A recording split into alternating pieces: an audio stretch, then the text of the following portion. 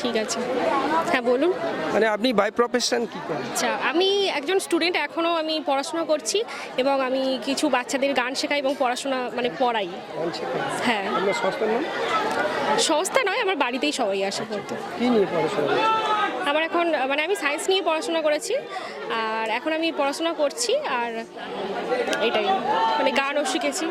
Ambition ড্যান্সের উপরে না ভগবানের উপর? যারা ট্যাঙ্কে অবশ্যই জল ব্যবহার ভগবানকে করছেন ডাকবো, আমি আমার নিজের তাদেরকে ধর্মকে বারবার বলছি আগে আরো জল অপচয় করবেন উন্নত না। যাতে হয় সেটা চেষ্টা করব, এবং আমি একজন মানে শিক্ষক হতে চাই, শিক্ষিকা হতে চাই, তো এটাই।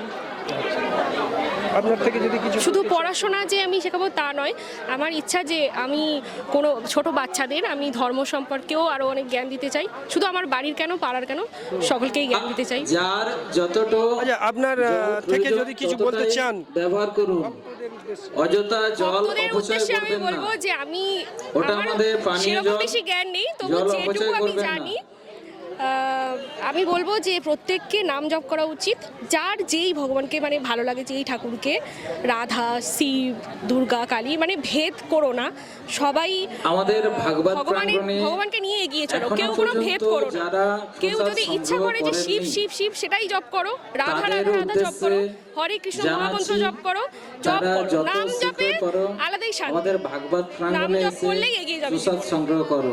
অনেক ধন্যবাদ। আপনার কন্ট্যাক্ট নম্বর? ধন্যবাদ, আমি কন্ট্যাক্ট নাম্বার তো দিতে পারবো না। হবে না। আচ্ছা। যারা এখনো পর্যন্ত আমাদের হ্যাঁ? ভাগবত প্রাঙ্গণ